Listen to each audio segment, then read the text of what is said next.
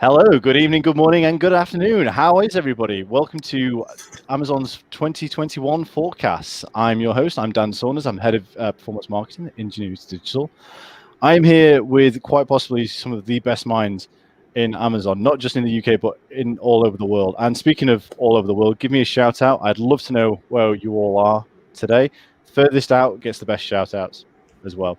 As I mentioned, today's seminar is brought to you by SEMrush's, and that's the debate over and done with. It is SEMrush, everybody. Let's just get that one clear before people start shouting at me. SEMrush have said it. SEMrush's Celery account, and just by attending today, you've got 60 days free access to the Celery app as well. Just use the same email you got in to log on. I'll be sharing the link very shortly. And that's my punt for today. I don't get paid for that, but this is something that's well worth knowing because we've all just been talking about tools, and any free tools you can get with Amazon is 100% worth it. My guest today, I am going to let them introduce themselves because I would do a massive, massive undersell for them as well. I don't know if they can still see the same screen that I've got because I was going to say, let's do this clockwise. So let's go start with Eddie, then we go to Jing, then we go to Will, then we go to Robin, and then to Destiny as well. Eddie, off to you. Great, thanks so much. My name is Eddie Levine. I'm the president and co-founder of HubDub Limited. We have been e-commerce sellers since 2003, so operating on a variety of marketplaces, domestic, international, Amazon on and off. We also have expanded our offerings to include 3PL and logistics services for our clients as well. Fantastic. And Jing?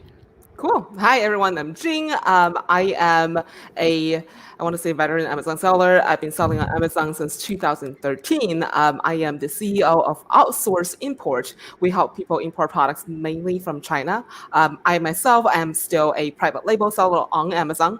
And currently, we are a 12-people team. Fantastic. And Will? Awesome, very cool. My name is Will Hare. I'm the CEO and founder of BellaVix, and BellaVix is an Amazon marketing agency. We work with established consumer brands, helping them penetrate and scale on the world's largest marketplace. I'm Robin Johnson, CEO and founder of Marketplace Blueprint, and I started as a reseller about over a decade ago. So we've been eating, sleeping, breathing Amazon for over a decade now, and we help work with brands of varying sizes, kind of manage and better optimize their performance on Amazon. Fantastic. And last but sorry, Destiny, I interrupted you. I'm so sorry. There was that brief moment where I thought, oh, should I do it? And last but by no means least, Destiny.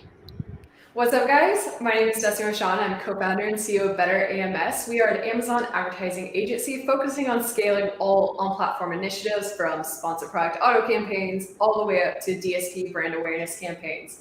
As of right now, I think we've managed over $50 million of spend once I calculate end-of-year numbers. So yeah, that's what our primary focus is. Absolutely fantastic. And I'm going to keep my talking to a minimum because, as you can all tell, I love to speak. But as I said, I'm the head of performance marketing for Ingenuity Digital. I got out into Amazon the hard way. I've been selling iPhone chargers since circa 2012.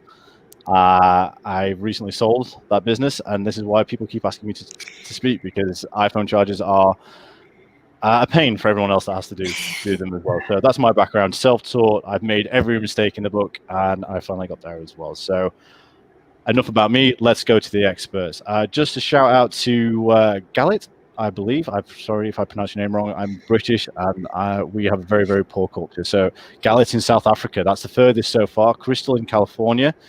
We've also got a question right off the bat. What is Celery? Not the question that I thought we'd start off with, but Celery is a complete Amazon tool. I use it mostly for its A/B testing with my ads and for my products as well. There's so much more that you can do with it as well. But like I said, I'm a big A/B testing fan because I'm all about the data. Guys, is there anything you want to say about Celery before we crack on into some of the 2021 forecasts? One of the tools that they have that's a little different, that's not available in other tool suites, is if you are an Amazon only seller and you're looking to rank on Google as well as Amazon, then you can look at some of like the traditional SEO metrics and backlinks for your Amazon listing. So, depending on where you are as a brand and which your distribution channels, that could be another thing to look at. Then listing quality tool also tells you a lot of things, like making sure you're meeting all of those requirements for Amazon. Yeah, perfect. Anybody else? Like I said, the listing quality check and the listing protection, like you said, and the traffic insights are massively invaluable in this world where we're trying to justify our spends for everything, because there's some parts in the world where Amazon optimization isn't as key as it should be, and trying to justify ourselves, this is where the traffic insights really start to show. But enough about that now. I'm sure I'll be talking about it many a times throughout. Let's get to the questions for our audience panel. So 2020, that was an interesting year, right? Yeah, I mean, in all honesty, what are we in now? We're at like 2020 part 2 at the moment, right? I feel like yesterday it was March 2020. And yeah, somehow we're almost in February 2021. So if someone could fill me in on what happened, that'd be amazing. Yeah, it's been a massive continuation for us all. I mean, touch wood's very superstitious. Things are on the up with the vaccines that are out there in the multiplace. But let's talk about that and how that's affected how we've worked in Amazon. Eddie, what's your thoughts on how 2020 impacted how you worked on Amazon? It gave me a few gray hairs, which I have now fallen out. Preaching to the choir on that one. Aside from that, 2020 was interesting. I mean, it started off like a normal year, as everybody knows, and then come February or late February into March, kind of all hell broke loose, right? So, at least for us, what we saw is starting in March, we saw basically October, November volumes, in Q1 and then into Q2 and Q3, whatever. But it just, we thought maybe it would be, originally thought maybe it would just be like a small peak, and then it would come down again, and it would kind of normalize again before Q4, but it didn't happen. I mean, we were seeing those kind of volumes throughout the year. And it just, it was interesting in the sense that depending on the category, that really drove, if you were in a good or a bad situation, right? Because as sellers ourselves, we had categories that performed really, really well, way above average, and to that peak I was talking about. But then there was also categories that just, because of the pandemic, didn't perform as well, and they were down substantially. So if you were a diversified seller like us, you saw those. If you were in a niche specifically that was benefited by the pandemic, you probably had your best year ever. And then on the flip side, if you were only in a niche that suffered, you potentially had a rough year. So it was a wild ride. Very unpredictable, and it's something that sellers had to make some very, very last minute adjustments and modifications in order to cope with it. Adaptation. I think that's the big thing that we had to do. Yep. Going forward as well, and that's something that I really, for anyone else in the UK, you'll appreciate how slow we are to adopt some of the Amazon techniques. We look at these experts here. One thing in common: they're all based in the US at the moment, and there's no surprise there because the US gets everything first. And not that I'm the spoiled second, the underloved second child in that group, but it's always good for us in the UK to see what these guys are doing, to see what we're going to need to do in the next 3 to 5 years as well. Does anyone add anything that want to add to anything about 2020, or should we look into what we think our forecasts are going to be for 2021? I think we're all ready to be done with 2020. Yeah, I think it's all done. It's done. It's dusted. Let's move on. It's now. As they said, I had my 14-day free trial. Unsubscribe, please. Yeah, that's such a good point. I'm so disappointed I've not used that once. I have to go to the 21-day unsubscribe. Yeah, so, I mean, from the interesting part, from my biggest perspective, I deal a lot with Amazon ads. And one of the big things that I saw in terms of the changings for 2020, and it seems to have stuck with 2021, is how the personalized ads have changed drastically since then, and they've really been slow in coming back into this. Destiny and Robin, I know you've both written on this topic in terms of the ads. Do you guys want to talk a little bit more about that? Yeah, I can hop in here. I think along with all the changes we saw globally with the pandemic in 2020, Amazon ads kept up with the pace. So there was, video and search was finally rolled out fully at scale. Custom image was rolled out. Sponsored display opened back up to the availability to write copy and add your logo. That was something that was only available to all of the OG sellers on AMS through vendors. We got the ability to do way more targeting with like sponsored brands, product targeting, custom image targeting showing up on the product detail page. So a lot of that customization allowed us to drive more creativity and just brand awareness of Amazon ads. So that was something that was a really big change. And it was all like boom, boom, boom, boom, boom. No updates, smallest changes possible. So as Eddie said, flexibility in 2020 was something that you had to have in order to succeed. And we saw that across the board with everything in Amazon.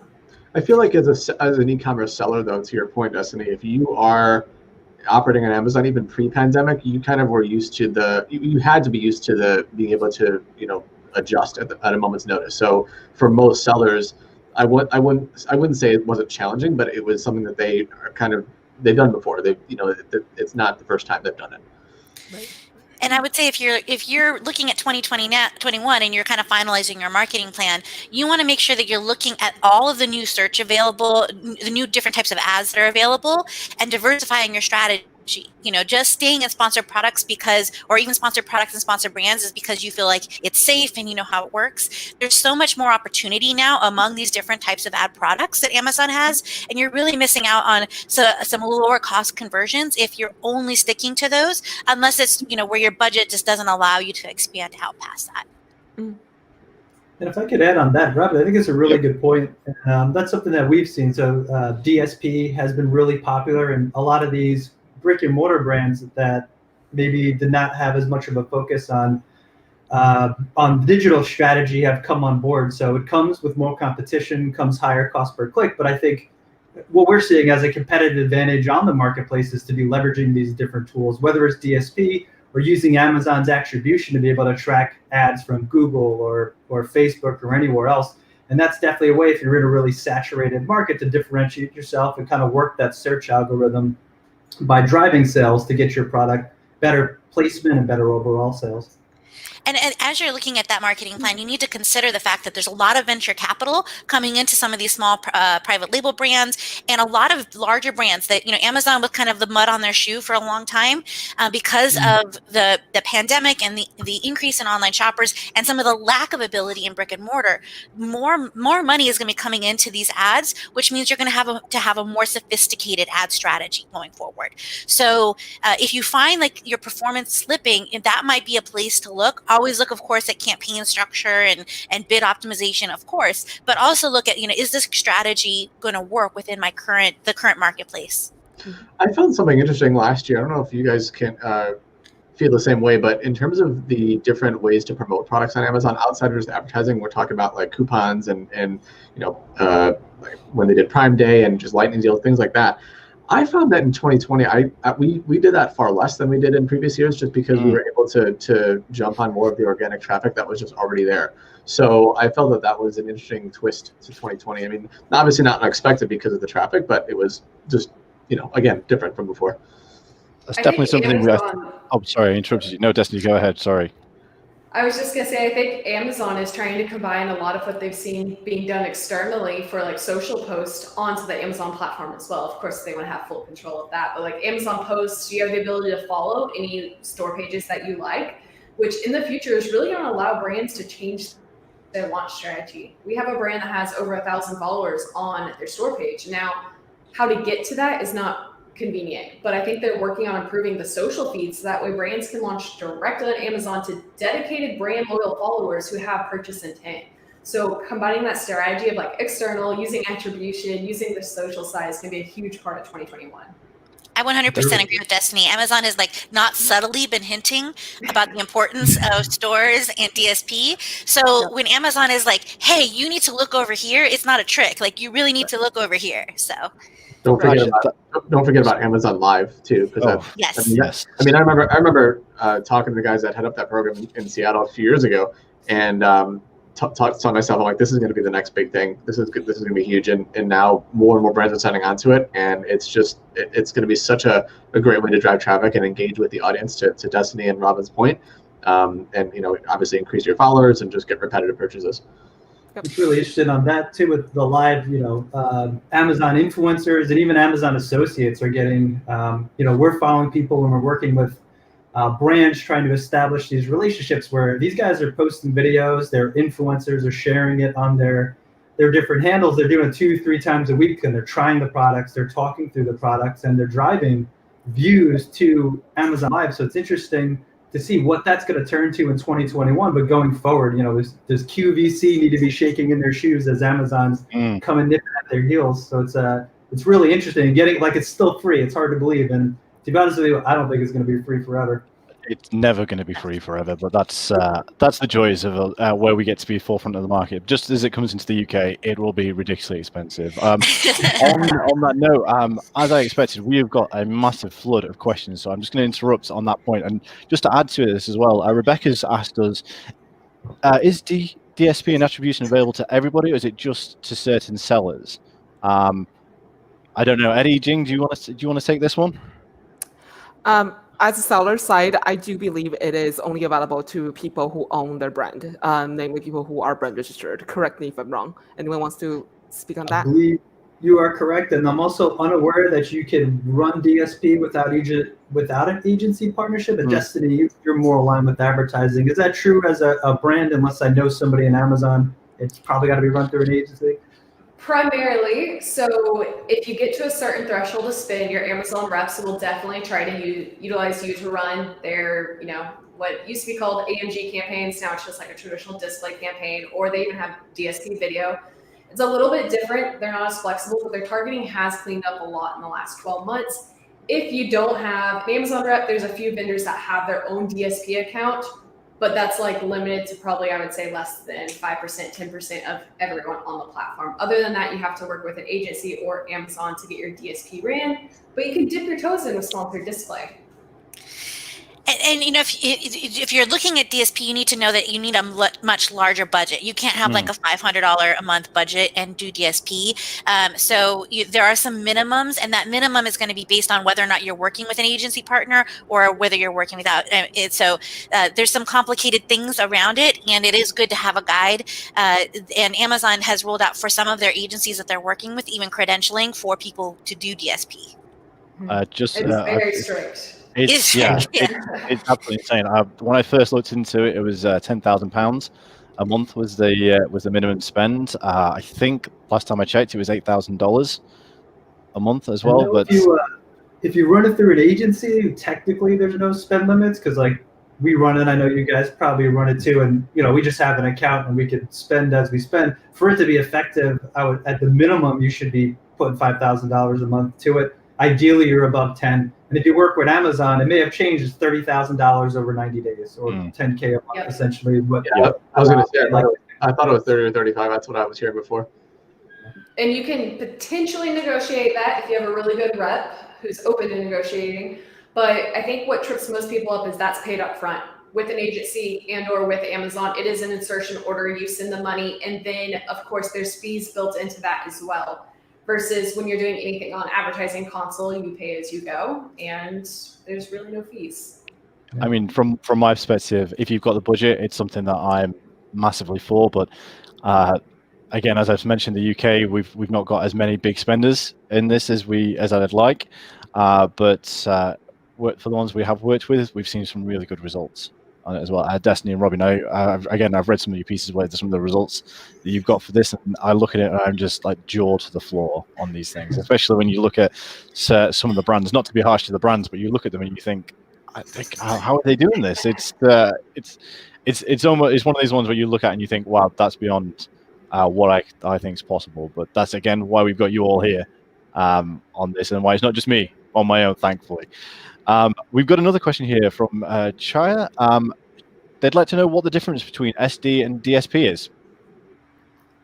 I'll hop in here real quick. Thank you. So, I was gonna ask Destiny, but I thought, you know what, I've directed quite a lot of these to Destiny so far. I was like, I know Destiny knows the answer to this. I'll just skip around that. This one gets a little murky, so that's why I was like, to kind of give a really quick answer, Amazon used to call everything display just everything display. So they caused a lot of confusion in the marketplace. So you have DSP, which is demand side platform. It is a display advertising platform, but it's served on and off. It uses audience insights and AI. Sponsored display is basically just targeting different products on Amazon. So the ads that are directly below the buy box and below the bullets are just sponsored display. You have product targeting, category targeting, searches, views, some off-platform, but the bulk of it is just product targeting, similar sponsored products and sponsored brands, and it's self-serve. So we can manage sponsored display, DSP you can't, and it's like sponsored display on steroids. I'll say performance for us has been way better on DSP than standard. I think it's good to put your toes in, but I wouldn't take the results from that to heart because there's, to your point, there's very limited on the type of targeting you can do. When you get the DSP, there's a lot of tools at your disposal. That's the cleanest answer I could have ever hoped for, and that it's murky at best is the best way to describe it. And yeah, love that. We've got a question here from Amanda, who she is just starting to come into the Amazon Square, and wanting to know, is it possible to be competitive on Amazon without going into Prime or Amazon shipping? They sell products that are heavy and must ship with proper hazmat shipping, which they do themselves right now. So obviously there's quite a few complications on that. They're just dipping the toe into the water, and they're just starting to grow, and they're doing quite well without Amazon. So the short question to that, is it worth going FBA or Amazon shipping, or is it better doing it yourself? I'm going to let Eddie and Jing go first because I have been very, very rude and not directed any questions to them as of yet. So Eddie, Jing, please go if you could go first. I'm itching for this one, but I'll let Jing give her insight first, and then I'll kind of round it out. How about this? I'll share my experience as a seller, and then you can fill in with your 30 That's exactly what I needed here, because I think you and I are very, very similar in terms of the fact that this has been a project of our own sort of passions, and yeah, I'm very interested to hear your journey on this as well. So absolutely. With Amazon, you can do without Prime, but you would not land the same type of results that you would without it. To give you an example, so this past holiday, because of the slow logistics that we were not able to get products into Amazon in time, just to have products sell as fast, we did both. So I had products which we sold both Prime and FBM, which stands for Fulfilled by Merchant, which meant that we were fulfilling from my warehouse.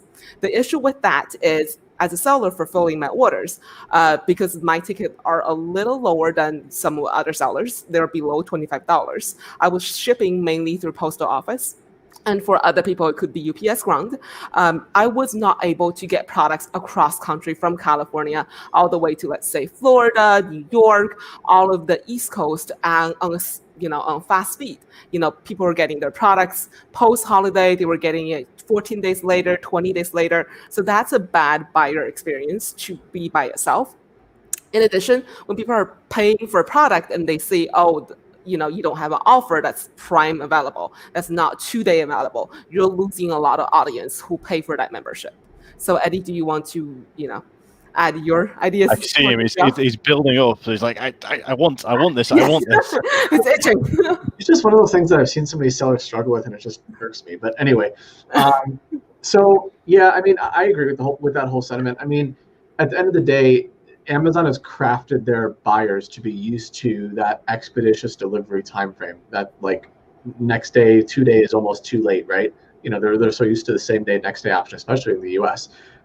So if you're a merchant fulfilled seller and you're selling, as merchant fulfilled, like Jing was saying, I mean, and you're delivering in even 3 to 5 to 7 days, that's just too late. You're going to have buyers that say, well, it was past what Amazon quoted and it's just not good enough, etc. So, the benefit of FBA is the fact that for those of you who may be newer to selling or don't know, is if you send in, like we're in Chicago, right? So if I send in stock to one of the Amazon facilities that's local to Chicago, my stock is not going to remain at that facility necessarily. Amazon is going to blanket it across all of their fulfillment centers across the nation.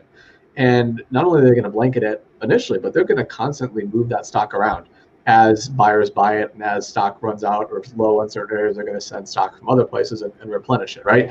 But that allows them to cover the entire geographic area effectively and expeditiously.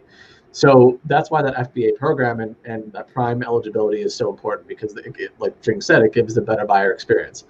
In general, I wouldn't say it's 100% of the time, but a lot of times, most of the time I would say, if you do fulfillment by merchant, you're going to see your conversion rate suffer, your ad spend likely going to go up. and just, there's a lot of potential pitfalls with FBM. To the question specifically, though, which said that I'm just starting, I've got heavyweight items, I've got hazmat type items, you might have some limitations there in terms of being even eligible for FBA because, for example, hazmat, that program is completely closed off to sellers who are not already in it. You've got to basically be waitlisted for it. So if you don't even have the option to sell a hazmat deemed product FBA, well, then you don't have an option. So then you have to do FBM. On the flip side to that, if you have a heavyweight item, let's say your items are, big, bulky, 50, 75 pounds, whatever they are, you just might be priced out of market if you have to pay the FBA fee for something like that. The good news is if you have products like that, and obviously you probably have competitors in the space, chances are your competitors are probably in the same predicament you are. So what I would say to this question is take a look at your competitors. I would try to mimic as much as possible what they're doing. If they're doing Prime and they're able to be profitable and they're doing well, then it's something you should probably try to strive to get to be on the same page with. If on the other side they're doing FBM because you're all in the same boat, then you sort of have an equal level playing field in that sense. But again, I would always strive for FBA if you can, because if you then become the only person who has FBA and your competitors are all FBM, then you have a leg up. So. Perfect. Will, Destiny, Robin, is there anyone else, anything they'd like to add to that question? If you think you are going to want to sell FBA at some point and you have hazardous goods, you need to apply like today. Like, do not pass go, do not collect $200. Apply now, because that process does take a long time. We did have several clients that got approved for that in the last year. So it is still possible to get into that program, but make sure you are applying now. And other than that, I agree with Eddie. Just look at what your competitors are doing. And if you have got a bunch of competitors that are FBA, it's going to be a big sticking point. Yeah. I would say just add on that product maturity and what are your goals on Amazon. So, your margins have to be there. And, if you're considering an FBM model, then, understand that you're to the point that was brought up by Jing, is that your exposure to a larger market is going to be less. And also some of the programs that are available like Vine or whatever else, if it's a launch, you're not going to be eligible for. If hazmat's an issue, it's an issue. We have a perfume manufacturer we work with, and we just can't do FBA. So sometimes it is what it is. Yeah, I remember when I first started out and they just brought out FBA, my brother-in-law ordered an iPhone charger, and this is when I'd gone into it, and he had it there within 5 hours. Now, I physically couldn't have driven it to him within 5 hours. But for people like me that have the small ticket items where it doesn't take up much storage space, it's you expect to have it the next day.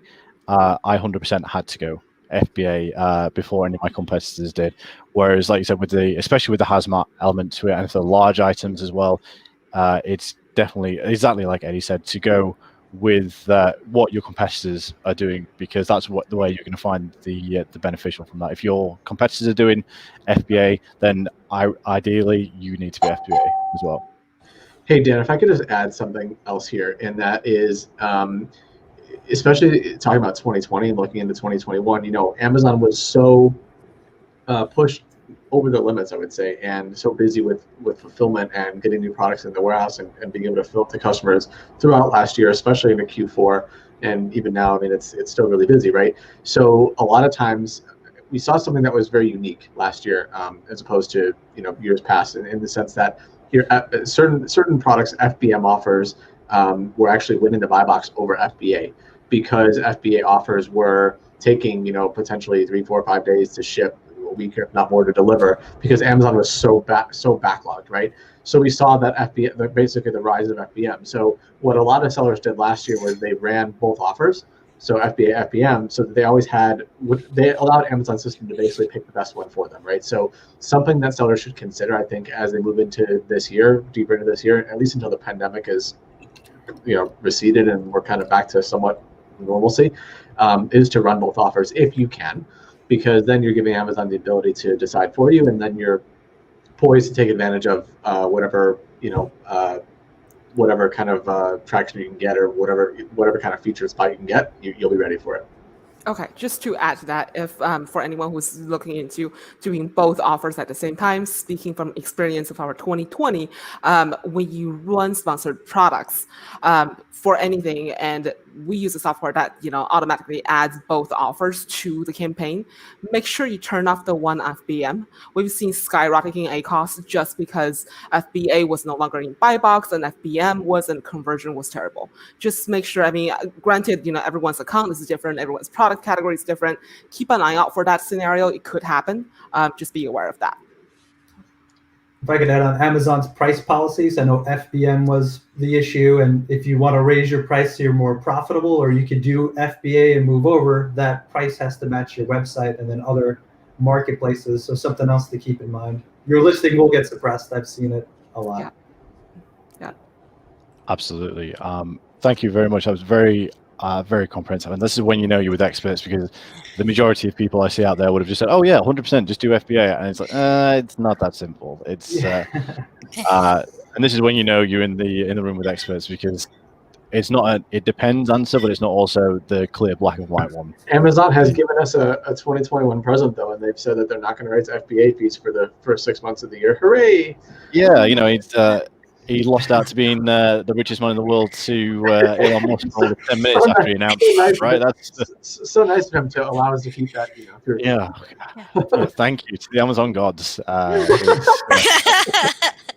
I shouldn't joke about that, because that actually has made my 2020. Listening, Dan. You gotta be careful. That's what I mean.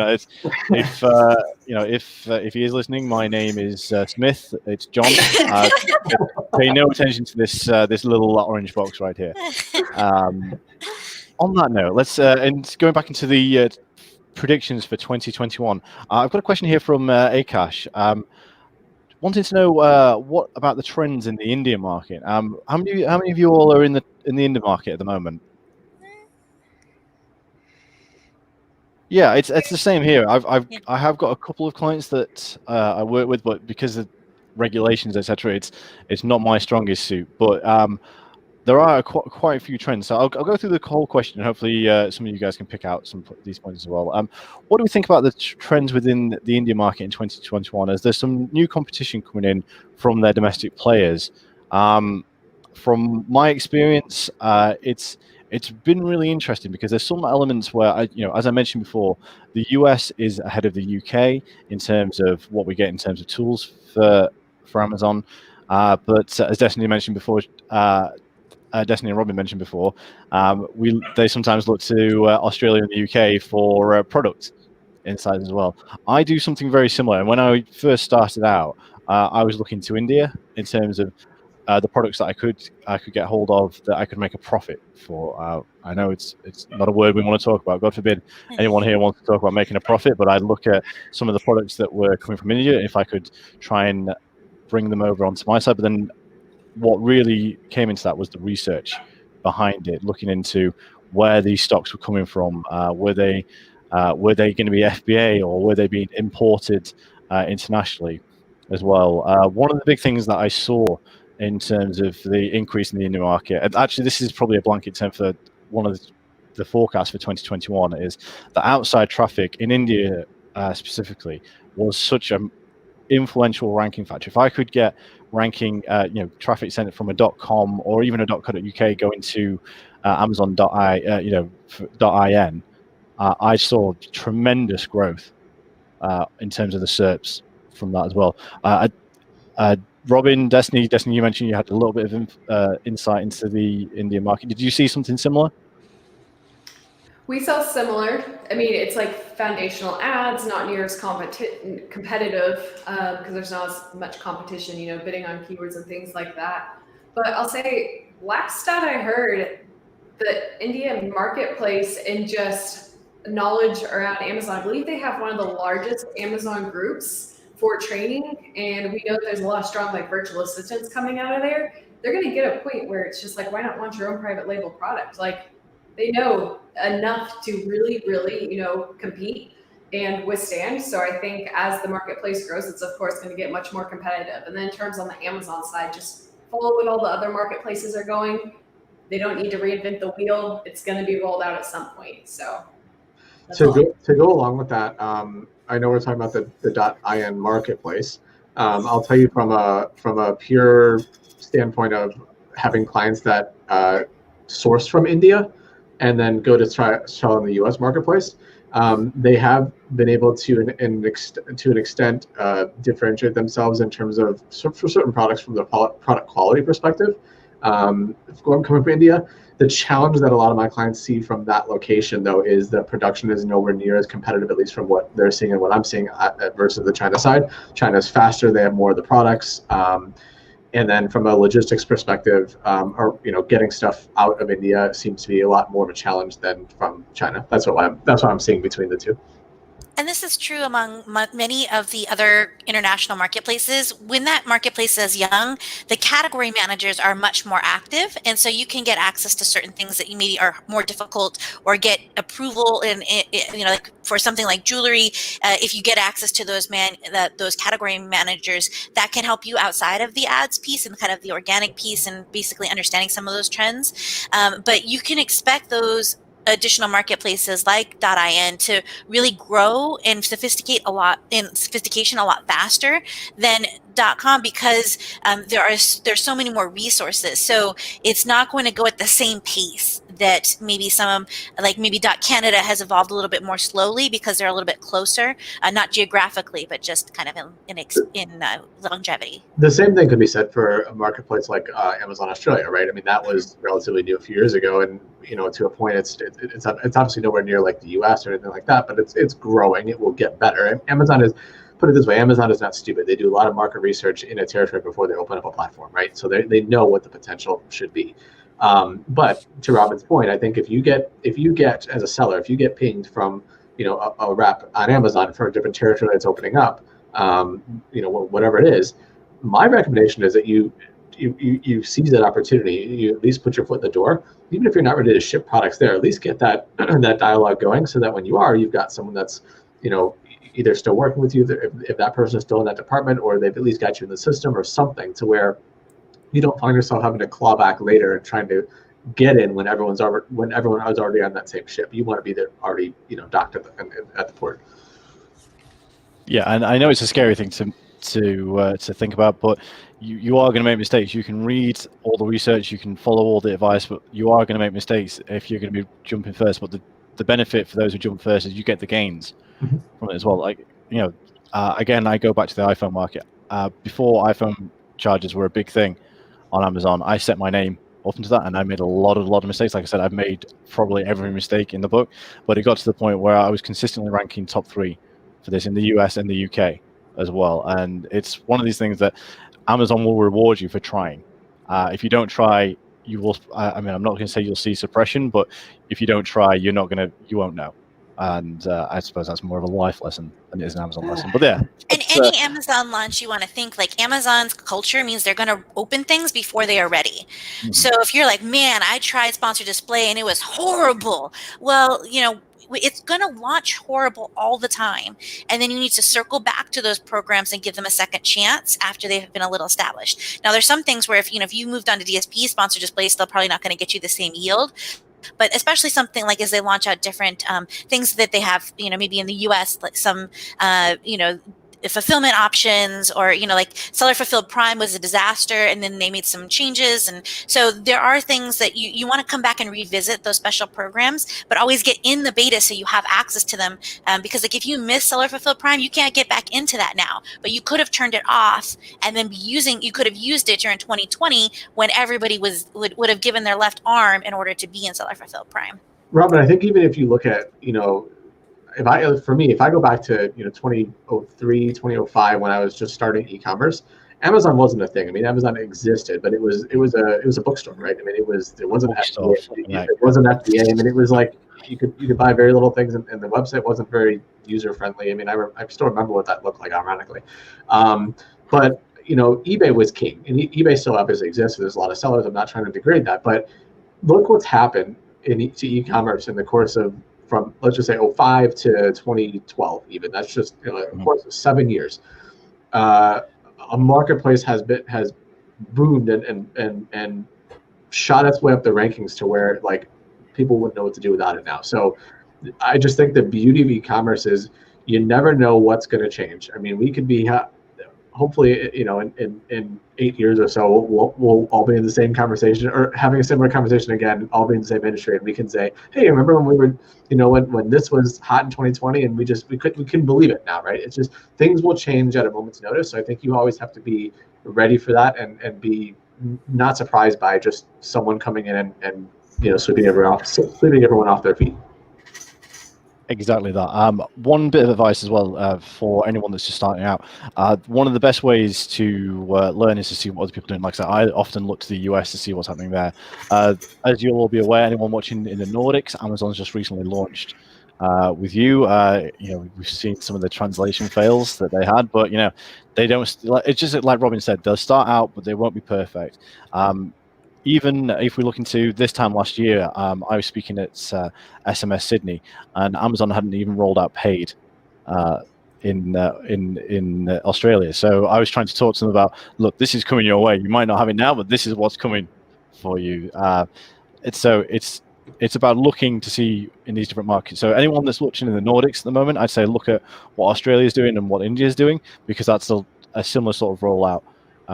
Population density, I'd say probably more Australia than India, because as Destiny said, it's a much more advanced market at the moment because there's a lot of competition coming out there as well. So hopefully that's answered your question, because I appreciate we've gone through absolutely everybody on that, because we've all had different experiences from starting out to where we all are now.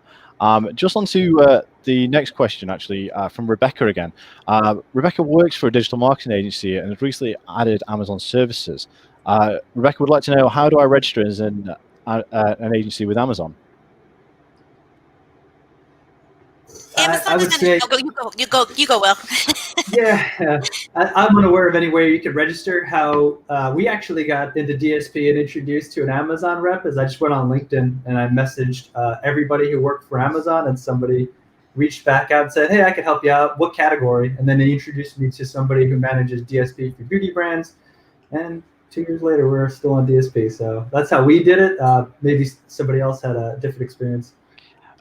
It's very similar to how I worked as well. I reached out to somebody at Amazon when I saw it was coming, and I asked, is there any way I can get in the door on this one? But it's a case of somebody will introduce you, and it's about getting the rep, right? And it's, again, like Destiny mentioned, it's about getting the right rep to speak to the right people in the right tone of voice to speak on your behalf, because you get the wrong rep. We've all been there. You've put an inquiry through. They've done the standard, let's turn around emails in 30 hours, 48 hours. And they've just not answered your question. They've just said, oh, I'm going to pass this on to somebody else that knows. And then somebody else has said, oh, no, I'm going to pass it on to somebody else. And by that time, you've already worked it out for yourself. I think that's a good lesson, though, in terms of Amazon in general. I mean, Amazon, I forget, Robin, I think we had this conversation before where the average tenure of a person at Amazon in one specific role is like less than a year or something like that. It's something crazy, which is a good thing. I mean, they advance all the time. But for sellers and people who want to build relationships and have that connection, it's somewhat challenging, because you always one day you have someone and then the next day you don't, right? But that to that point, I think that it's important that anytime you have that ability to get that Amazon connection or talk to anyone from any kind of department whatsoever, even if it's a department that you're like, I'm never going to use this, it doesn't matter, connect with them, because you never know where they're going to go. And if you worked with them collaboratively and cohesively before, and then they go to a department that you have a use for later, you'll want that connection. So I wish I had done that more when I first started in 2012. I started doing it more in like 2016, 2017. And man, it's amazing. You want to connect with as many of those people as possible. And there are some programs that are available for agency, but to my knowledge, they're all invite only. And I can't be like, this is what you need to do in order to get those invites. But what I can tell you is that Amazon really wants agencies and people who are running ads to get certified through the Amazon Learning Console. So if you haven't, you just Google Amazon Learning Console and do those certifications. And then there is the partner network. They closed it. They keep opening it and closing it to like new people. And it's not something that it's like mandatory for agencies. I would say, focus on getting really good at your craft and get certified and make sure you're loud and proud on LinkedIn and other social marketing or social media areas areas, put out great content, and see if you can get his attention. And then, of course, foster all those relationships. Like Eddie said, that's one of the things that Eddie has done really, really well. I think he's probably the best in our space. Is he goes to all the Amazon Boost events and he networks, and he can be like, oh, I met this person, they moved here, and he can know exactly what department they're in. And so that's something that I've always admired Eddie for. Cool. And you work for an agency, so I would tap into some of those bigger accounts. If they're on Vendor Central, they likely have a vendor rep, and don't be afraid to reach out to your partner clients and see if if you're going to manage their Amazon, if they have anybody they can network you with. And then once you're in the door, you're in the door. We found with quite a few of our clients that would dip in their toe coming into Amazon. They'd already been approached by an Amazon sales rep, and then to get their voice, just get like Eddie and Robin have just said, making sure you've connected with that person and working with them as the brand, because again, this might be different in the US or all around the world. I found it a little bit more difficult as an agency trying to reach out to Amazon, but when I reached out as one of our brands, they responded very, very quickly. It was quite a well-known brand, but it's one of those things. They have to look at their P&L as well, and the sales guys will be commissioned on these things as well. It's getting in the right ear.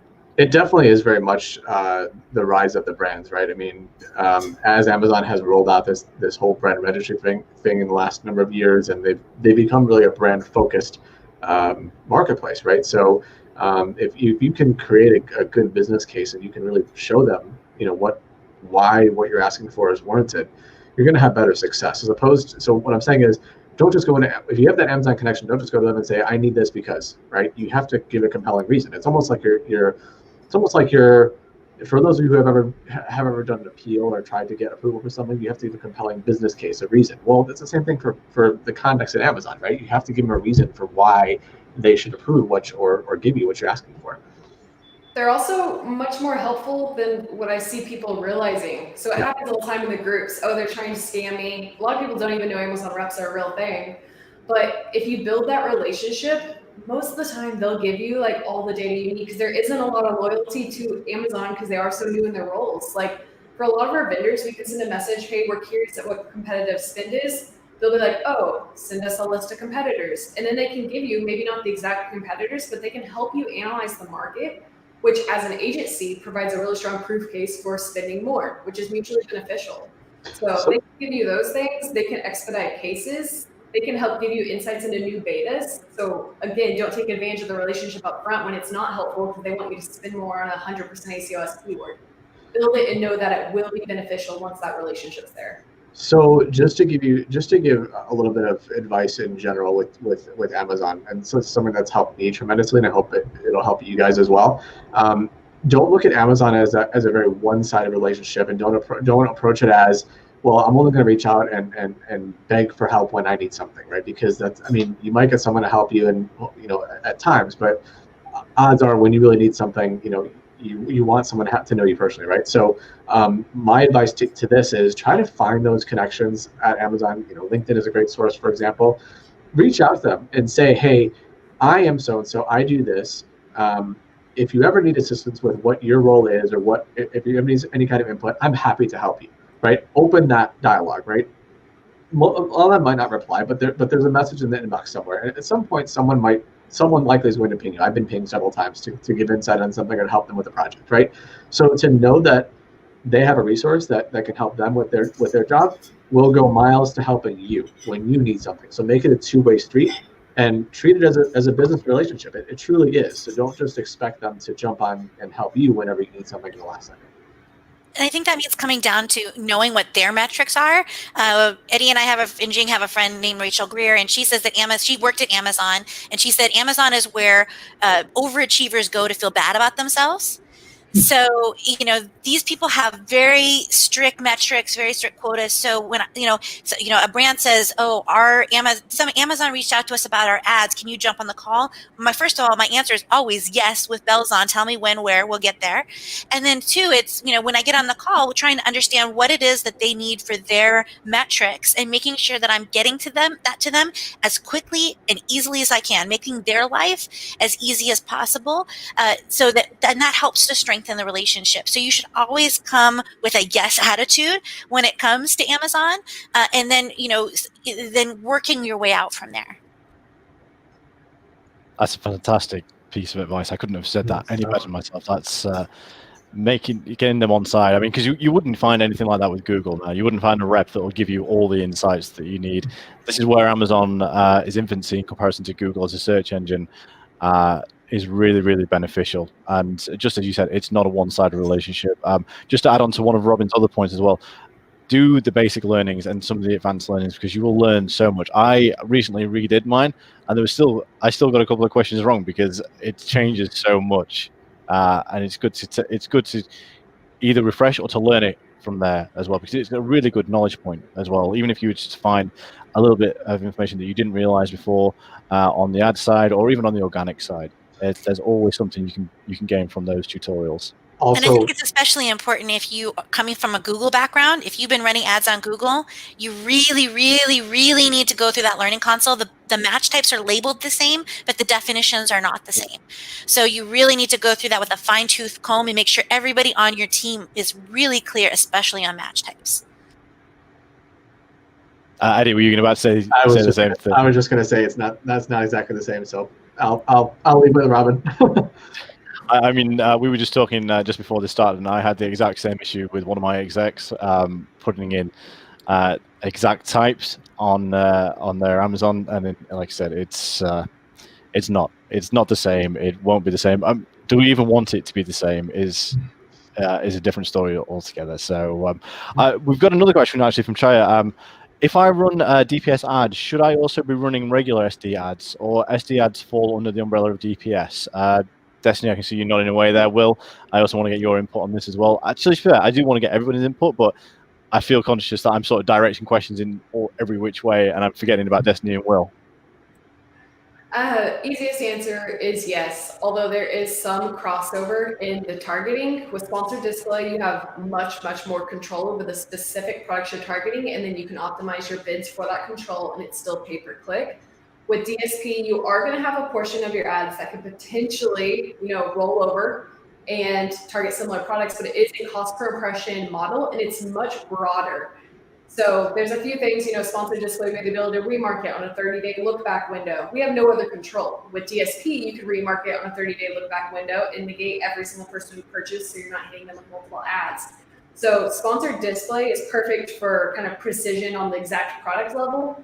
DSP is perfect for precision on kind of the audience shopper marketing level. So you definitely need to be running both. They slightly influence different placements, and they're kind of for different targeting, but you need to make sure you're aligned. If you're targeting one specific brand, then you may need to, layer back on your sponsored display and focus on different brands. Sponsored display is also cheaper to get started on. So you can use DSP strictly for remarketing, sponsored display for prospecting. So there's a lot of different layers to that, but I think that's kind of the basis. Beautiful. Just to chime in on there too, it comes down to your goals, your metrics. I mean, whenever we do anything, we set our goals pretty monthly, pretty much, and we try to forecast for 90 days. And generally, we have different metrics for sponsored products, and sponsored display will fall into there, and we'll say, okay, based on our spend and our targets, this is the budget we have to do this type of experimentation. Whereas on DSP, it's impression based. It's just a different system altogether, so our metrics are different. So yeah, definitely do both. Just be conscious of what your goals are on platform and then overall as a brand on Amazon. Thank you very much, both. Everyone, keep your questions coming in. It's to make it as personal to you as possible. We've got these experts in the room. It's very rare you're going to get them all in at one time or another. We've just got about half an hour left. As well, as you can tell, we've had to extend because we're not even halfway through the list of questions that I have for these guys, and we've still even gone through some of your questions as well. So any questions you have, there are literally no stupid questions when it comes to Amazon. I found that out the hard way. You shouldn't have to find it out the hard way. Just to give a shout to Gabriel as well. I know that chat's already answered this one for you, but there's a question about the split testing tool for Celery, whether it's available for sellers and for vendors, or if it's just for sellers. As we've said, it is available for Seller Central only. But one of the big things that I will put for the split testing is that not many people talk about is that you can have live examples and you can change it with a simple click of the button. It's not like your typical Google split testing. There's a lot of changes that you can make, and they're done very, very quickly. And again, if you're all about the data, making sure you're able to test and change these. Again, obviously, I'm doing a shout out to the Celery app because this is the only one that I ever use, and it's the only one I ever hear about. If there's anybody else out there, give me a shout privately. But this one's for free as well. And to give that to the point, don't forget to register for your 60-day free Celery trial, so you can actually see for yourself rather than just taking my opinion for it as well. Let's get back into the questions. Crystal would like to know, do you have any 3PL warehouse storage recommendations? Well, because Eddie's making a face because he does have that option and he doesn't want to toot his own horn. So it's going to depend on your location, and it's going to depend on how much volume you have. And remember, all the 3PLs that are really good, they should be busy and they should have a wait list, especially during Q4. So if you're thinking you might need that, don't wait. You should start talking to those 3PLs now. And I would recommend Eddie, but Oh, Robin, you're so nice. I appreciate you so much. When I was reading the question, I'm like, I should have just said, Eddie, let's just direct this straight to you. Jing, have you got anything you want to add to it before we hand over to Eddie? No, I was thinking about the same thing. I do work in that office, so. So the question was, do you have 3PL recommendations? I mean, I'm kind of biased. Be biased. I'm more than happy for you to, as an adjudicator. Bias is allowed. I nominate myself. No, I don't mean to sound like that, but here's my advice on 3PL. So a lot of people come to me and they ask the question of, should I do a 3PL or is it the right move for me? You need to really quiz your 3PLs. You need to find out more about them, like what kind of clients they work with, what kind of work are they used to doing, what kind of volume can they handle? What's their typical turnaround time for your kind of request? What kind of staffing do they have? Do they have enough warehouse space to grow? I can't tell you how many 3PLs have run out of warehouse space, and then their clients are the ones that suffer. What's their communication like? Do they have a team that's going to handle it? Do they have what are they going to do for you, right? You have to really ask them the questions, and they need to not only be able to answer those questions with flying colors and give you a level of comfort, but they also need to be familiar with the e-commerce channel, right? I mean, there's plenty of 3PLs that are good with shipping pallets in and out, but they haven't a clue when it comes to Amazon or how to label appropriately or how to, apply, polybag or ASIN labels or whatever you might need. They haven't a clue. And I mean, I'm dealing with one now that we sent a request, beginning of December, and the shipment still hasn't left yet. It's January 14th. That's insanity. Regardless of how big the order is. I mean, if you've got a big order and it's going to take you 6 weeks to do it, the answer to that is they need more staff. So that's a simple solution there. So again, we're happy to help out, but trying to make my answer more general as possible. I mean, you got to do your research is what I would say on that. And Eddie, the most diplomatic answer I've ever heard in my entire life from someone that does so well in this sphere as well. I literally, if one of our sales guys was here right now, they would have blanked me out completely as soon as they saw the questions. Oh, Dan, I've just seen this question. Let's talk about this right now. Sorry, Robin, I interrupted you. Eddie, I was just going to ask Eddie, what would you recommend asking us? So one of the things that I've seen clients run into is they weren't clear where they were on the pecking order. So they thought, their items would be shipped out first. So I think it's important for customers to understand, like, if you are overwhelmed, whose order are you going to fulfill first, especially if you're doing any FBM, right? Yeah, I mean, you need to find out what their sequence is. Like, what are they operating kind of like products would be touched on if they were expiring, right? Is it a first in, first out model? Do they have clients that are paying a premium for those services and they have like expedited service that would then push you down the line, right? Like, there's different ways that 3PLs operate. If you look at the menu of services and they have an expedite feature when someone can pay a premium to get their stuff in the front of the line, well, what's that going to do for the non-premium orders, right?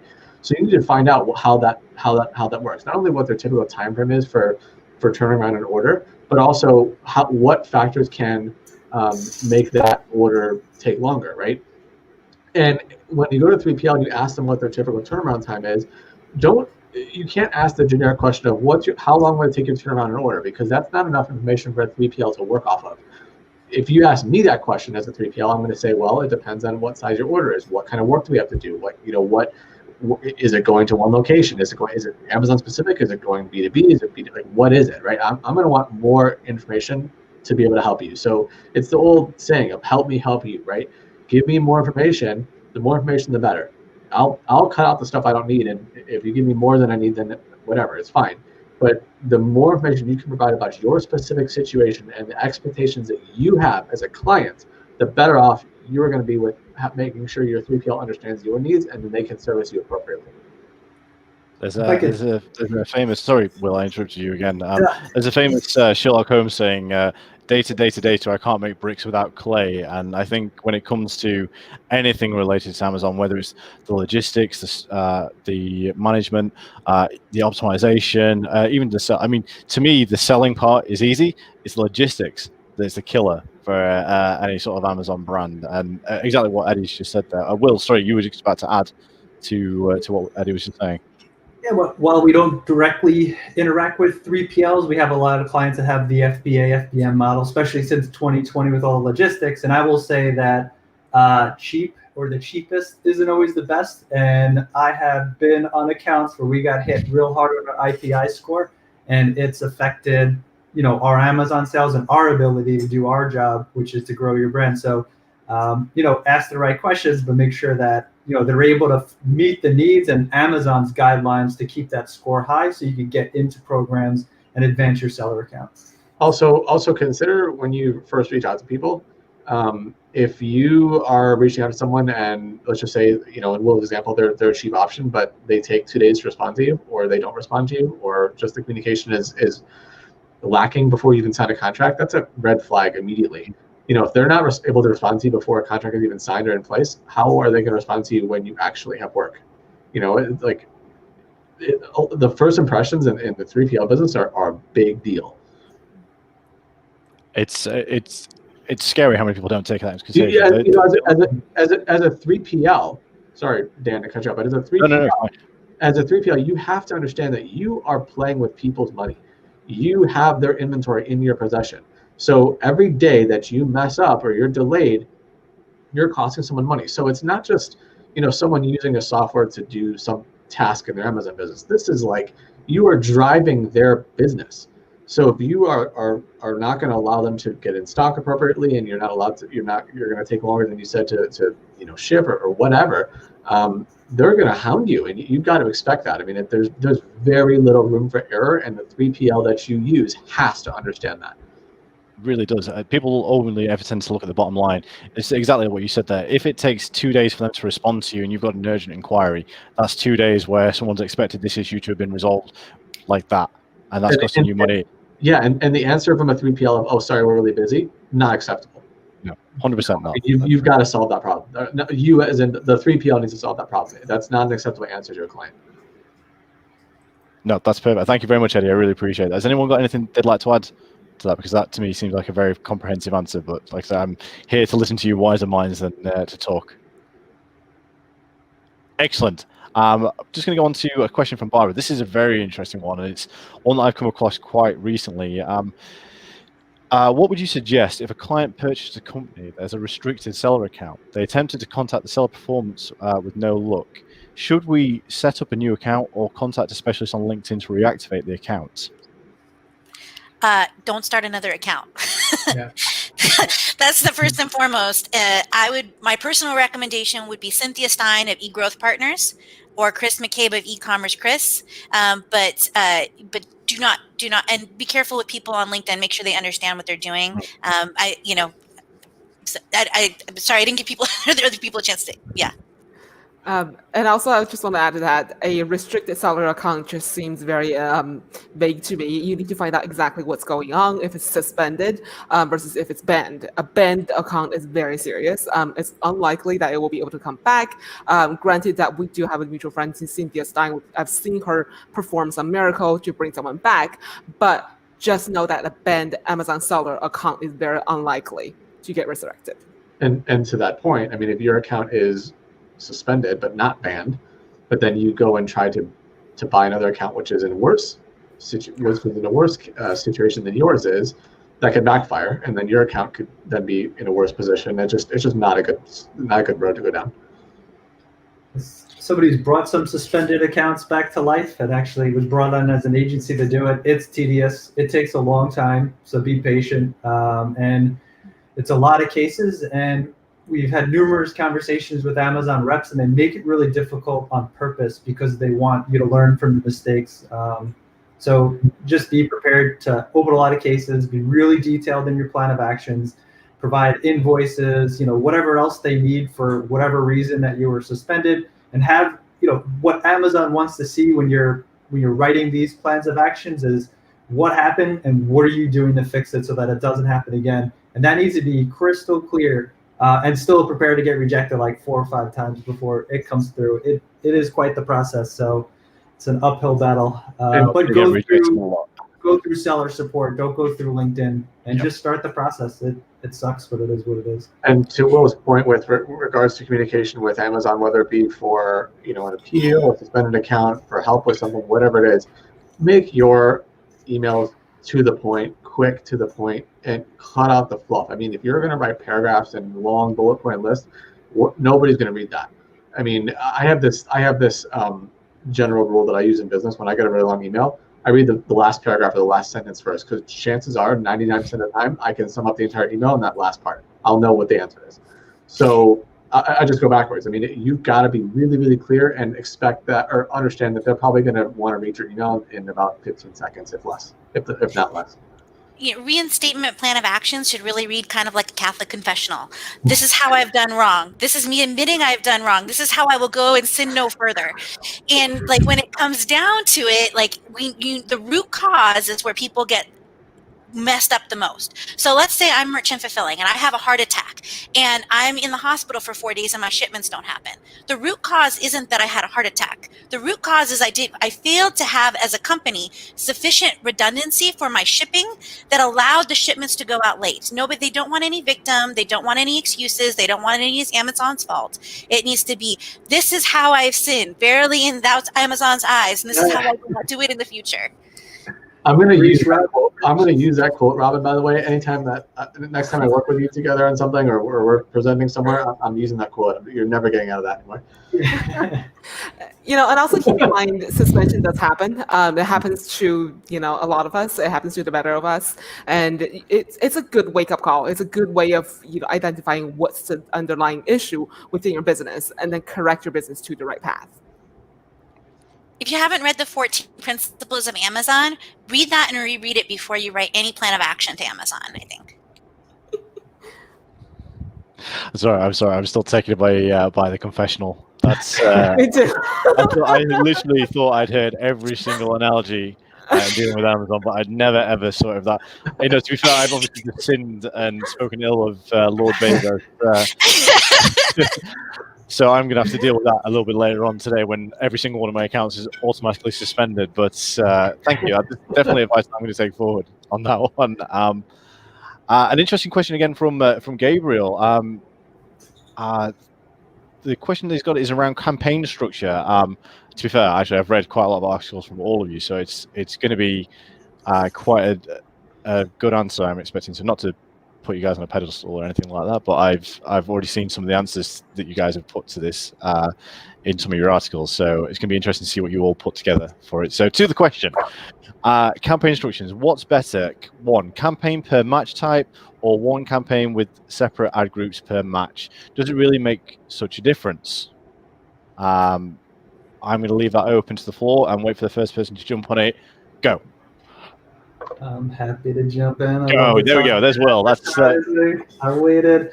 So we, from our perspective, I don't do the match types. We mix them generally all together. I don't think that's the best way to structure. What we use is the user intent funnel, and what we'll do is we'll usually, it depends the structure, but I'll keep it real basic. We'll do like a parent ASIN followed by what it is, and then the type of campaign: auto, manual, product targeting, whatever it is.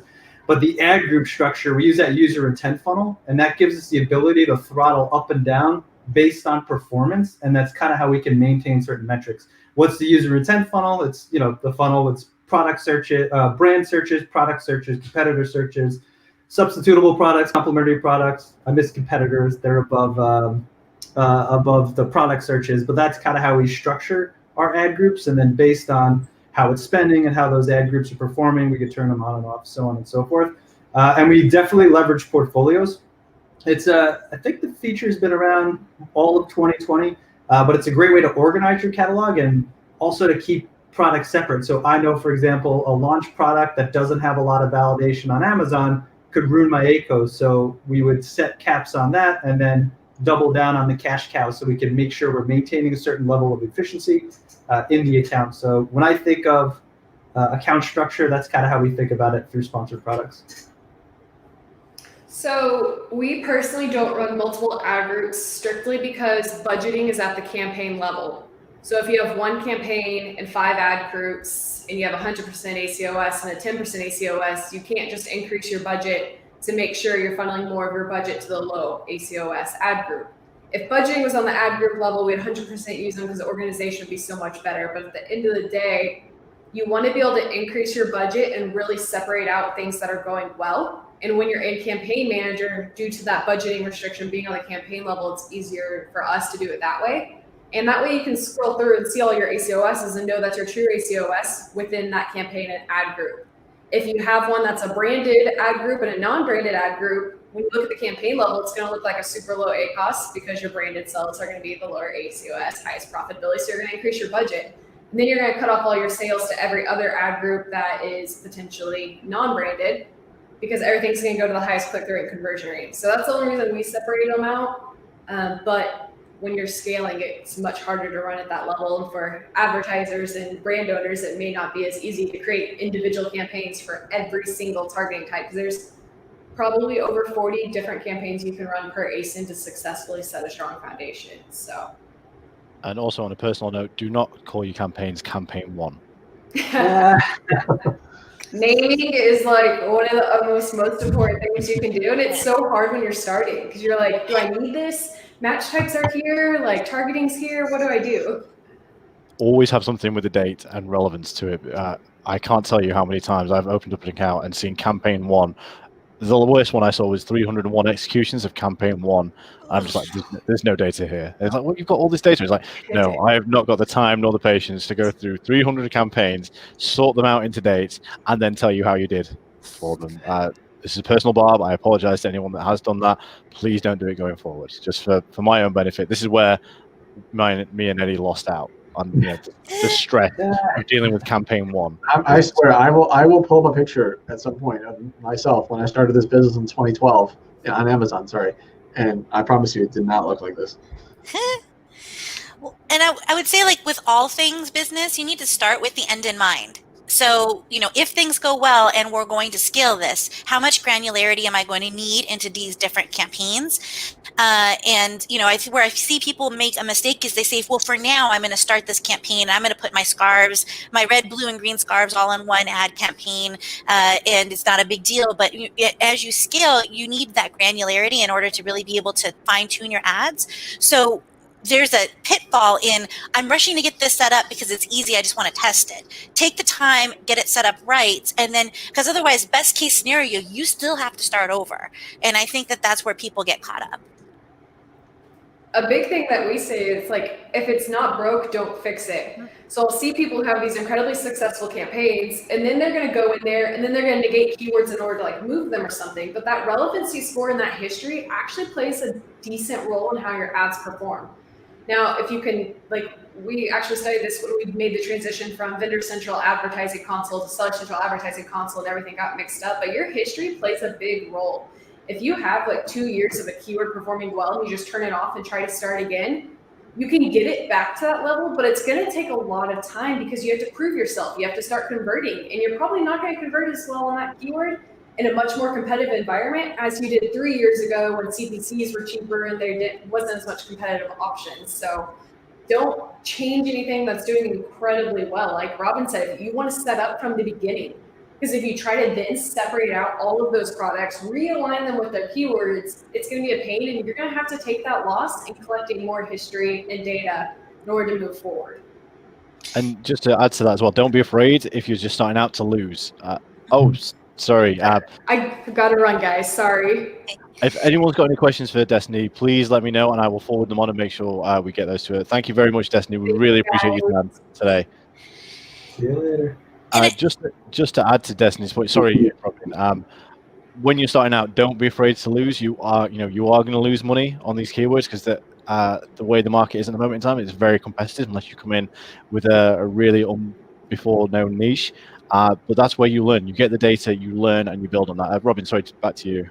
I didn't. I would just say, you want to consider that the age of the campaign has some significance. So sometimes when people get stuck on an ad or they're not able to scale, they're like, well, we'll just turn everything off and start over. That is now there are times where it's appropriate, where the data is, so messed up, it's not salvageable, but 99% of the time you're going to be able to make those changes as needed and not sacrifice the age of that campaign. Yeah, definitely. It's an interesting time, and you've just got to put yourself out there. Will, this question is actually going to be a good one for you, because this is something that after I spoke with you, I'd never really thought of myself. What are the best practices to define our advertising goals?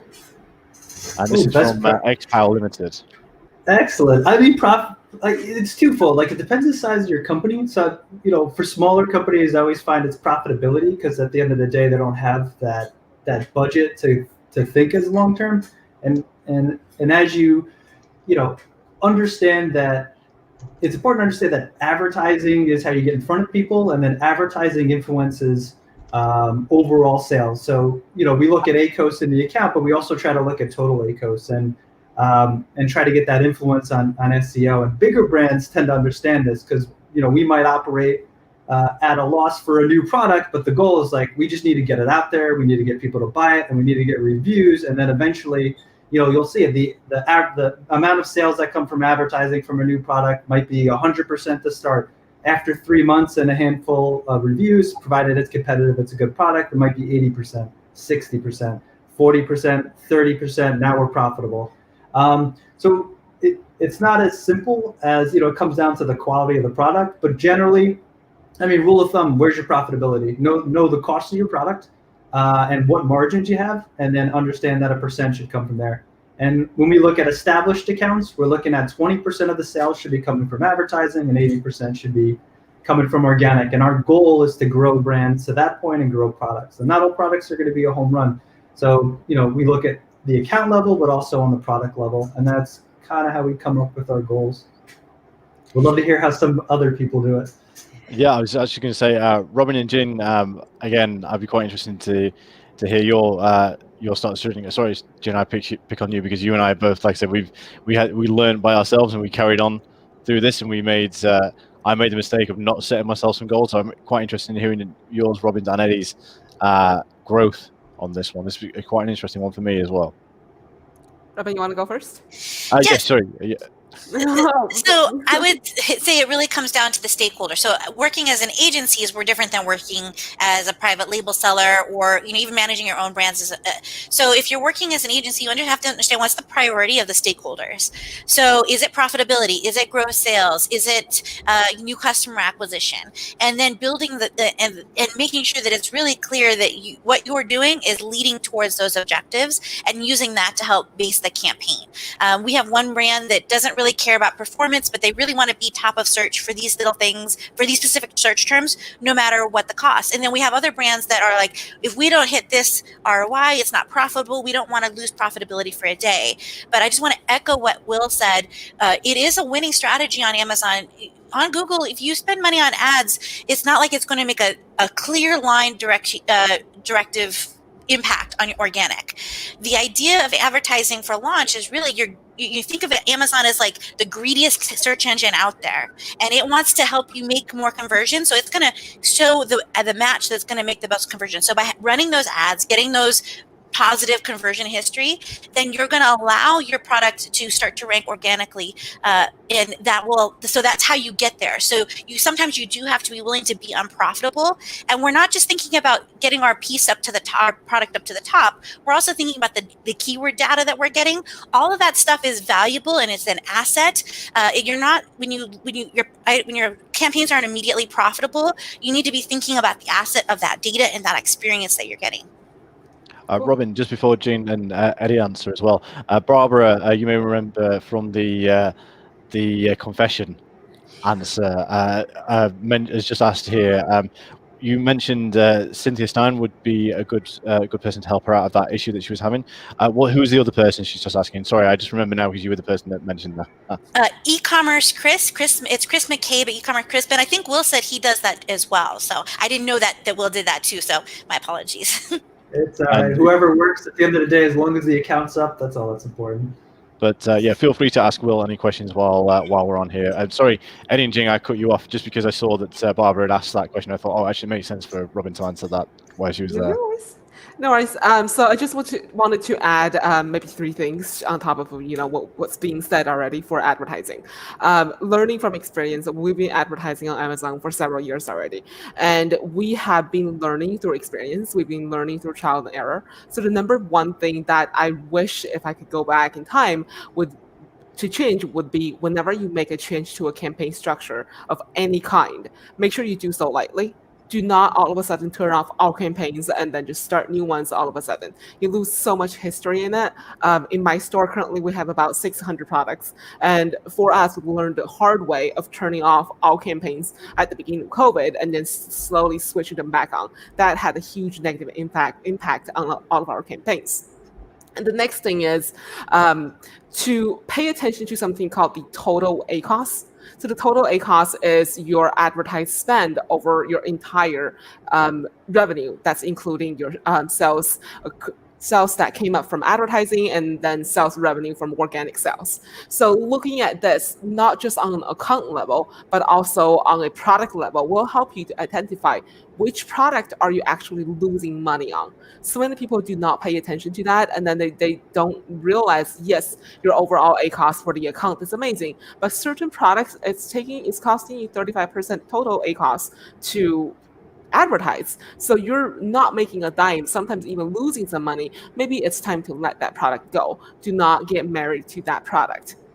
And the third thing is to really pay attention to your campaign. Do not just to set it and forget about it. That is something that we made a mistake on at the very, very beginning. Even with automatic, you will be surprised to see how much money automatic campaign can cost you overnight if you do not set the right budget, or if you just set it and forget about it for 2 weeks, 3 weeks. You might be just spending on the wrong keyword the entire time, and you're not building any relevancy. It's just the lessons that we've learned so far.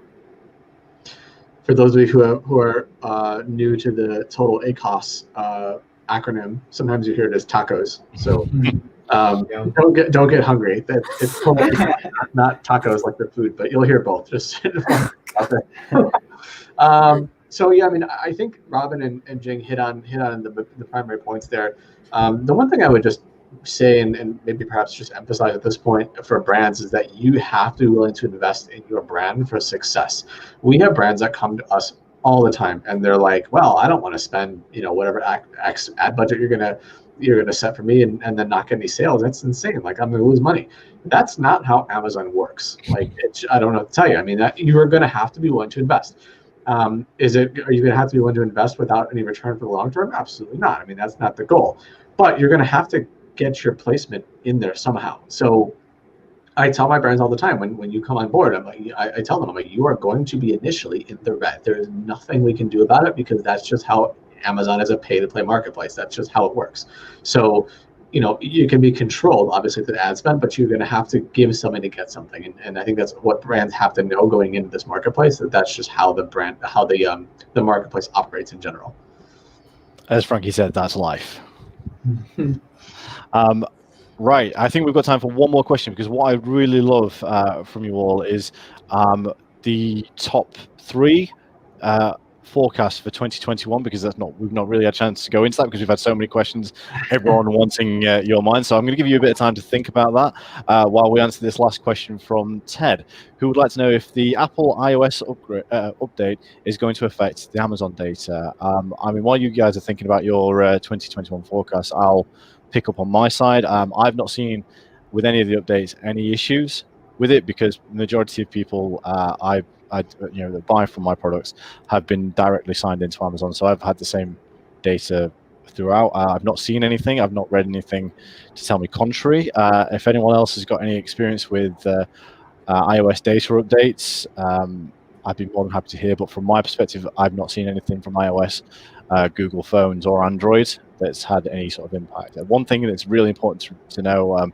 the last study that I ran, 48% of people that buy from Amazon still buy on desktop. So if you're thinking about mobile, you need to think in terms of your title tags, all the bullet points, everything that's organic side. You've got to think about mobile and desktop as well, if that answers your question. Everyone here, if you've got any other experience, I'm willing to take the shot on that one. So anybody else? I don't think it should, right? Because Amazon isn't tracking the ads. All are internal to the Amazon platform, so it's not really based off cookies. It's based off of and people for the most part are logged in when they're shopping on their mobile app. So I mean, I could be wrong, and maybe Willow, feel free to contradict me, but I would anticipate that. But hey, it's 2021, so. If it's going to happen, it's going to happen in 2021 or 2020 Part 2, as we're now calling it. I think you're on point, Robin. I can't see how the system's going to affect it. At the end of the day, they're logging onto Amazon's property where the data is collected on Amazon, and it's saved through the app. So I'm not sure how that would affect. I mean, maybe DSP with the cookies, maybe. That was I was thinking in terms of outside data on the DSP side of things, maybe. But even still, you're going through the whole purchase history, and even in purchasing as a guest on Amazon, you're going to be giving them enough data. And as I said in the blog that came with this, Amazon cares very little about data privacy. It wants as much data as possible. It will tick all the boxes it's supposed to the extent of the law it will do, but it wants data. It knows how people buy and sell, and it wants to keep knowing that as well. So my perspective, Ted, the simple answer to me is no. I don't think it's going to affect as well. So we are quickly running out of time, and I appreciate I said I wasn't going to talk, and I've talked for a lot longer than I have. Has everyone got top three, or do you want to just give me your top prediction? Because top three is a bit much of an ask after an hour and a half. I have three. I just kind of got it out quick. Eddie, you have. I was Sorry. trying to come up with an American football analogy, but I was going to say jump on the puck, and that's not. Eddie, take it away. Okay, so number one, expect the unexpected, bar none. I mean, if 2020 taught you anything, if you were around in 2020, is that it's going to be so unpredictable, and I think this year, at least for the first half, is going to be the same. So expect things that are unexpected. That's number one. Number two, I had predicted in 2019 that Amazon would limit sellers' storage capacity based on their performance and how well they're managing inventory. They did. My prediction for 2021, maybe not 2021 specific, but in the near future, perhaps 2022, we'll see how bad the pandemic stays, and how that tracks. But my prediction is that Amazon will also introduce a sliding fee structure based on your IPI score, in the sense that if you are not managing your inventory correctly or efficiently, and your IPI score is suffering, there will be somewhat of a sliding scale in terms of the fees they charge you as well. Amazon has made it very, very clear that they do not want to be your warehouse. They do not want to be your 3PL. They want to be a just-in-time model. Their warehouse space is very, very expensive, and far too expensive for you to be just storing product there and ridding your, brushing your hands off and saying, I'm done. They do not want to be that part of your business. So I think we will continue to see different metrics in place for making sure that their sellers and their vendors are managing their stock appropriately. And then number three, with the changing dynamic, with the pandemic and things flaring up, especially in the United States and around the world with different strains of this virus now, and things going going in that direction. I think it's a very real possibility that this spring and in the next few months we could see somewhat near the same traffic that we saw last year around this time, if not worse. So worse in the sense that busier, right? Busier for e-commerce that you have to be ready for. So if you are kind of sitting on the fences and trying to wait it out or see what happens before you make your adjustments in your business, don't wait longer. You need to get things in place to be able to support your growth and your business now, and expect that things are just that things will be unpredictable and they will be wild, and have yourself a plan to get sail past all this stuff.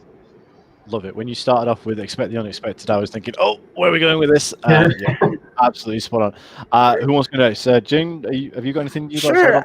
You know what? I'll just share my top one. I know Eddie said the bar high. I'm just going to share my top one. I believe in 2021, when it comes to late summer, early fall, products that are related to COVID being nearly over, where people are it's either that we're getting close to the end, or people are just so tired of just being cooped up at home or being, quarantined, being not able to perform their daily activities.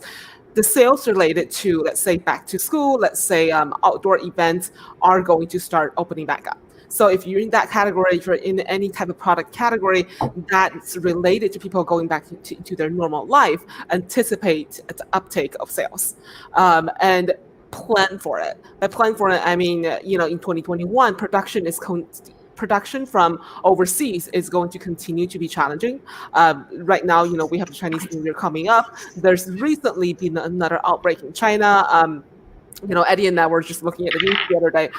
Granted, it's a smaller city and it's shut down, but just know that there is going to be on and off at various cities, at locations, that's going to affect your manufacturing and production rate, as well as freight. We've seen definitely extended longer periods of time when products to come over across the ocean. Just anticipate that it's going to be longer to ship products over, and as well as shipping products to Amazon. Granted, it's because of the API restriction, or granted if it's because Uber Freight or any freight companies that's having a delay. All of that needs to go into your plan when you're thinking about your products going to take off again in late this year. Perfect. That's the only one. It's a very valid one as well. It's very, very insightful as well. Thank you very much for that. Will, what have you got for us? Yeah, I'll give you my top prediction, and then I have just an interesting fact about the logistics that I kind of want to share. But so my prediction is really nice to have. What I'm seeing with the development of the ad console, I think that the Amazon attribution is going to get better and better. And what I'm predicting, knock on wood, or really just hoping, is that they allow for third-party pixels like Google and Facebook to integrate with Amazon attribution, so that we can get conversion data shared across the platform, so that we can properly optimize those off Amazon platforms where we're able to pay for ad space. And seeing how the attribution's out of the beta now, and it's becoming more of a robust tool, I'm optimistic that that's going to be the direction that particular tool takes. And with regards to logistics, I'm playing devil's advocate. So we did a 2021 article where my team talked about some of our predictions. And the big thing was they don't expect the inventory limits to be lifted at the Amazon warehouses, and that they feel that this is going to be a way for them to limit those new brands or those third-party sellers, and for brands to have more control. And I'm interested because Dave Clark has just been appointed the VP of Retail Operations, taken over for Jeff Wilkes, and is a likely successor to Jeff Bezos. And he's the mastermind behind Amazon Prime, the 2-day shipping. He coordinated that whole thing. And the fact that he's stepping into this bigger role, my intuition saying that Amazon's logistics, their warehouse operations, are going to become more and more robust. So I'm expecting them to open the floodgates at some point this year or in the relatively near future, where they're going to be able to handle a lot more of these shippings, and maybe we'll see, a few hour shipping or same day. They have same day shipping, but closer times with pickup. So the drone delivery might finally be here. What do you know? Yeah, right. That's what we're waiting for, right? We're waiting for the drone to drop right off on us, and that actually puts into what I was going to mention about is Amazon Air seems to be taking. No pun intended. I didn't mean. As soon as I said it, I pulled myself back. I did not intend to say, but it seems to be taking off. Well, to Will's point though, and sorry, Robin, to kind of interject before you put your point in, but to Will's point when he says the logistics piece is just up and coming, I'd agree. One, Amazon's restrictions for IPI is now at a month-to-month basis as opposed to a longer period of time. So they're evaluating this at a much smaller time frame.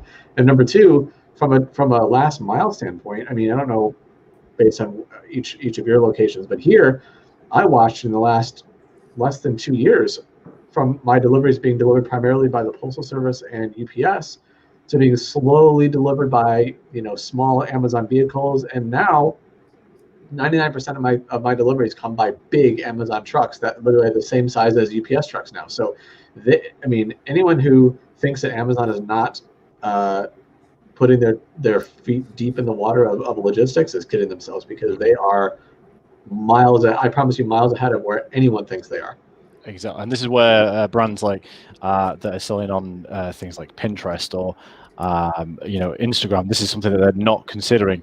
It is well and good. They've got such big social platforms, but the logistics behind everything that Amazon does are absolutely incredible, especially in the clothing market where the highest return rate is right there as well. But I'm going to stop talking because I'm desperate here. Robin, have you got 3 or have you got 1 for us, or even 2? Yeah, I think I've got 3, and I think they all come down to flexibility. This year is going to be the year where you need to really be able to have your marketing plan and be able to adjust to the circumstances. But the big thing is that Amazon is really courting big brands. They're offering, they're really trying to entice stores. They're trying to kind of, carrot people off of Vendor Central onto Seller Central, and they're providing a lot of great tools to do that. So if you are a private label brand, you might think, well, the reason my private label does so well is because these big brands aren't paying attention to Amazon, which means you need to really protect that ranking with advertising and kind of hopefully maybe scare them away. And if you're a big brand, you need to be able to say, okay, these are the competitors, and we need to have a marketing plan and a budget that really allows for a realistic ability for us to capture that that first organic spot.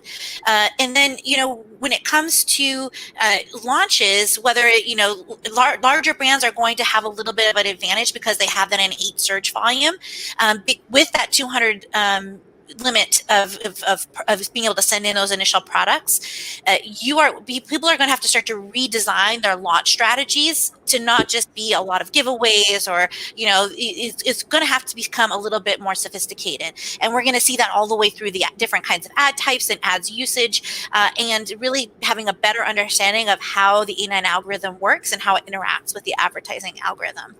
And then of course there's going to be logistic issues. So I'm not just talking about shipping to Amazon or Amazon FBA. I mean, there's going to be problems with supply chain that are going to be rippling through the world for the next year or so. People prioritize this, they prioritize that, and that put production back for X, Y, and Z. We had a brand that they were all ready to go on Amazon, and then the supplier of just the packaging, the can of their product, said so many more people are buying canned goods, they couldn't slot them for making the can for their non-food product because the run wasn't large enough. So you are going to see things like that. So it really comes down to being clear on what are the new programs, what are my ways to maximize my conversion rate without large giveaways, without just spending my way to the top, but doing it in a way that is really strategic, that will land you that first position and then tapering back. Perfect. Just to echo those fantastic points, I really appreciate everybody taking the time. I've been a horrible host because I've let it go 10 minutes over time. We're an hour and 40 into this, and we still have so much more we can talk about. This topic. This is how I know I'm in the room with experts, because we can talk about it and we can talk about it in depth as well. The biggest thing for me that I can add is a mix of Robin and Eddie's point that really data. You can't make it work. So the more data you can get, the better you will do. And Amazon has shown from start to where we are now that that's where it's going to get. Like more data, it can give you more data, and you can do more with it as well. Sadly, everybody, this is all that we've had time for. I do apologize. We probably have 1,001 more questions to get through. We had 1,001 more questions. I personally had at least 60 questions that I've got unanswered to go through this. I'm going to have to ask the guys to answer them separately for me as well. If you've got any more questions, please feel free to reach out to us through Seo Metrics. The team there will make sure that Eddie Jing, myself, Will, Robin, and even Destiny get those questions and inquiries, and we'll be more than happy to deal with them for you as well. Again, going back to Celery, please take advantage of this 60-day full access free trial. Link is in the comments. All you have to do is use the email that you've logged in to this webinar with and take full advantage of it. Test, learn, repeat. That's the only thing I can say. This is where you're going to learn. You're going to read about it, you're going to test it, you're going to learn, and you're going to repeat it. Always repeat. That's how you get the best results. So, everybody, very, very quickly, if you can just tell us how we can get in contact with you separately, Eddie. Yeah, easiest way to get in contact with me is to email me. So Eddie, EDDIE, at HubDub Ltd, like it's on my picture there, hubdubltd.com. Perfect, Jing.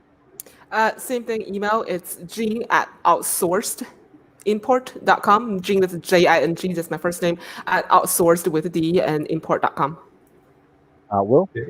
Will at bellavix.com. You can see Bellavix there, and I'm pretty active on LinkedIn, so feel free to message me there. Perfect. And last but not least, Robin? Yeah, Robin, ROBYN, like why does she talk so much, at marketplaceblueprint.com. And if you go to marketplaceblueprint.com/Facebook, it will take you to a Facebook group where we answer listing support questions. So if you have additional questions, I'm always there to answer. All our LinkedIn, Twitters, and email addresses are actually on the SEMrush page and the Celery page as well. So if you've missed it there, don't worry. We've also recorded this. It's on YouTube, so you can go back and re-examine this. I know I'm going to, because I actually want to hear what my voice sounds like with these headphones on as well.